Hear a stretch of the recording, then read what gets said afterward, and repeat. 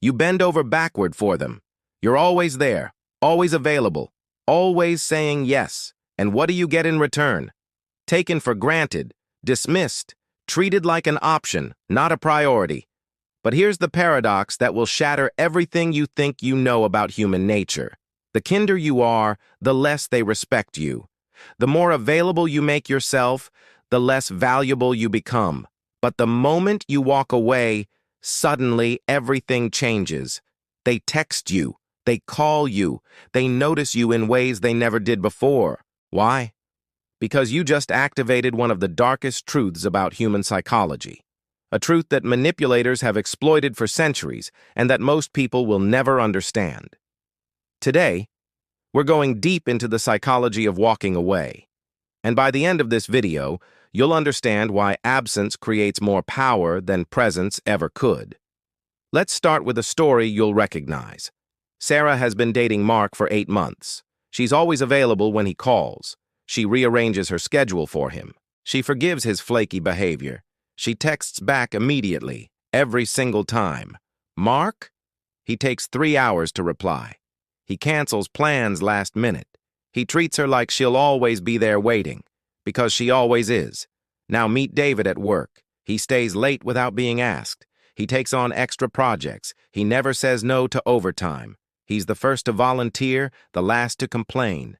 His boss gives the promotion to someone else, the raise to someone who asks for it, the respect to someone who sets boundaries, because David never does. Here's what's happening in both scenarios. They've made themselves too available, too predictable, too safe, and here's the brutal truth about human nature.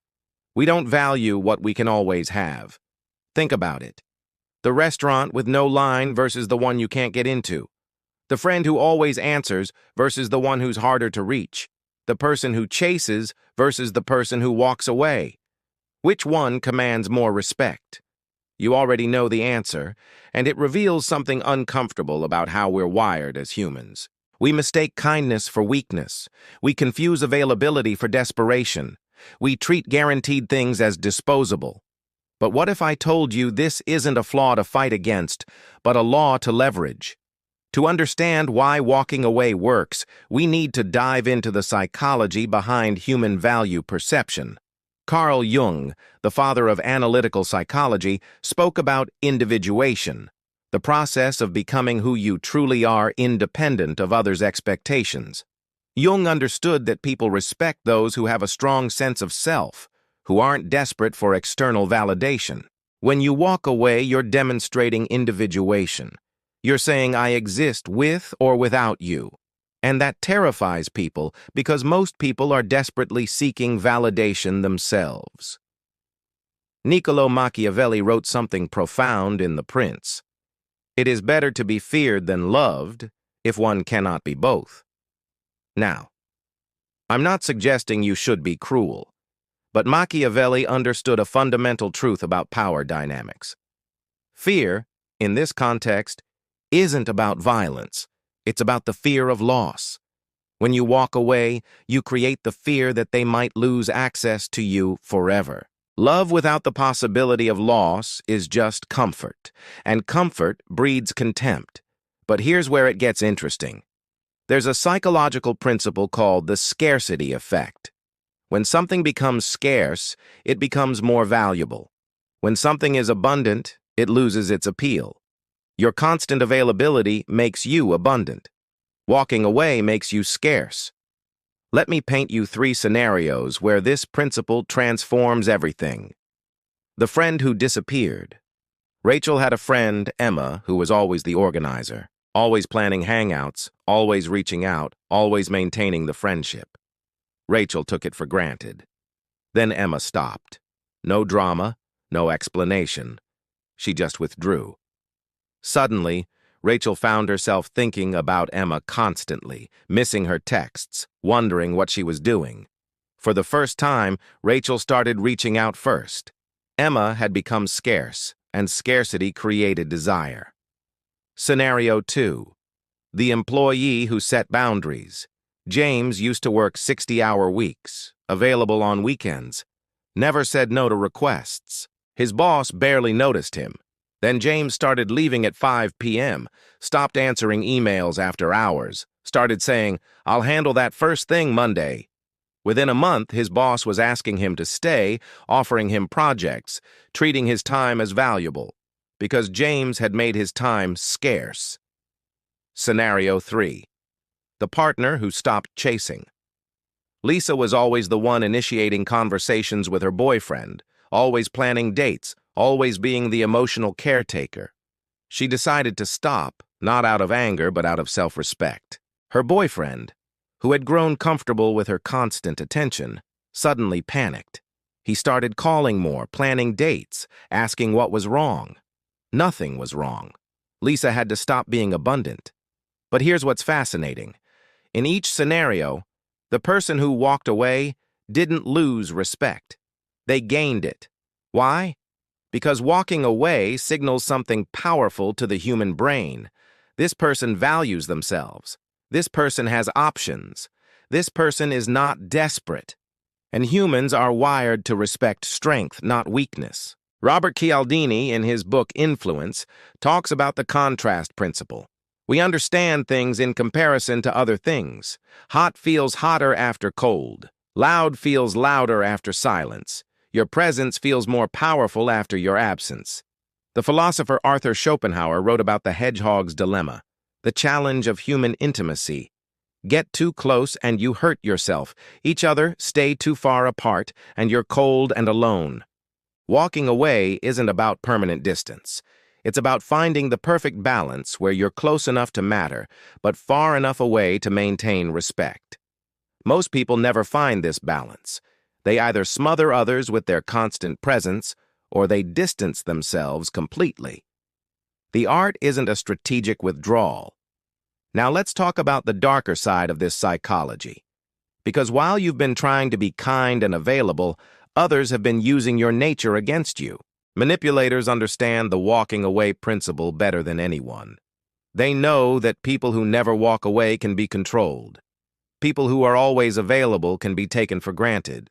People who fear conflict can be exploited. They create cycles, give you just enough attention to keep you hooked, then withdraw it to keep you chasing.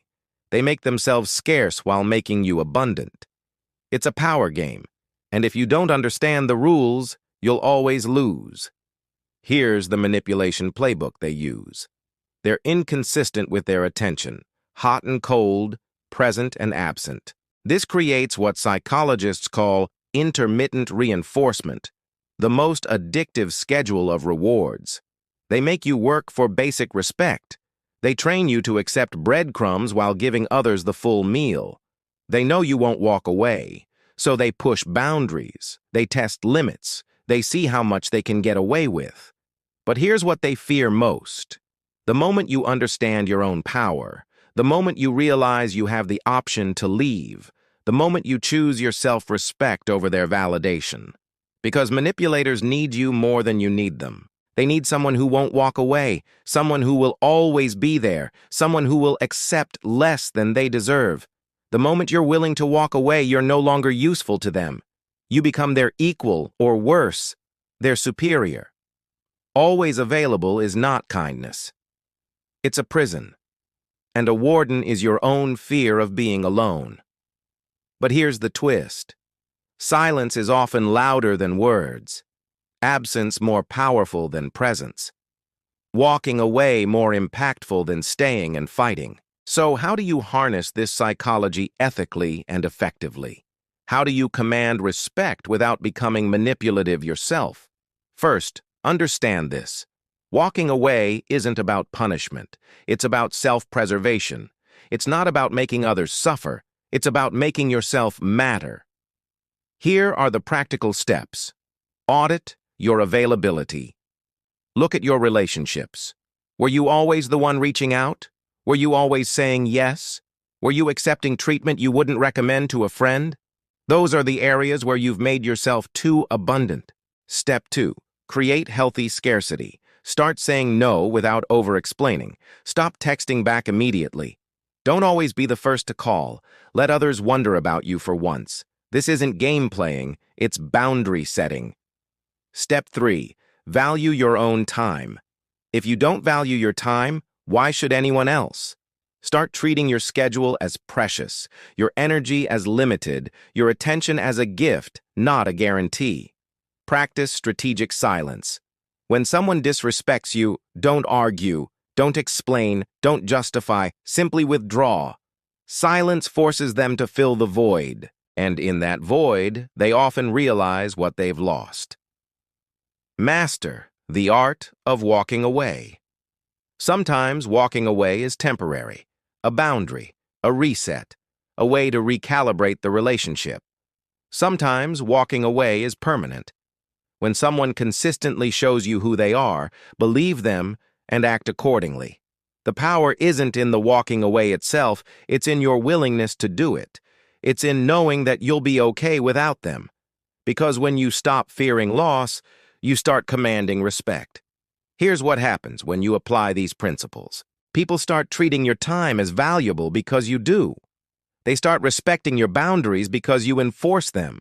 They start appreciating your presence because it's no longer guaranteed. You transform from someone who chases to someone who attracts. From someone who begs for scraps to someone who deserves the feast. And if you're relating to this message, if you're tired of being taken for granted, hit that subscribe button.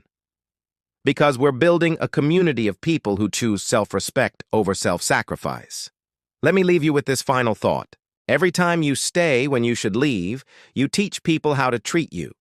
Every time you accept less than you deserve, you train others to give you exactly that. But every time you walk away, you make a statement. I am not desperate. I'm not disposable. I'm not afraid to be alone. Walking away isn't giving up. It's growing up. It's choosing your peace over their presence, your self-respect over their validation, your future over their comfort. When you walk away, you stop being a puppet in someone else's show and start being the director of your own life. You stop being a character in their story and start being the hero of yours. The people who respect you when you walk away, those are your people. The ones who only want you when you're chasing, those are lessons disguising themselves as relationships. Your power isn't in making people need you, it's in not needing people who don't value you. Remember, you teach people how to treat you by what you accept, so stop accepting less than you deserve. And if you're ready to step back and reclaim your power, comment. I choose respect below. Let's build a community of people who understand that sometimes the most powerful thing you can do is nothing at all.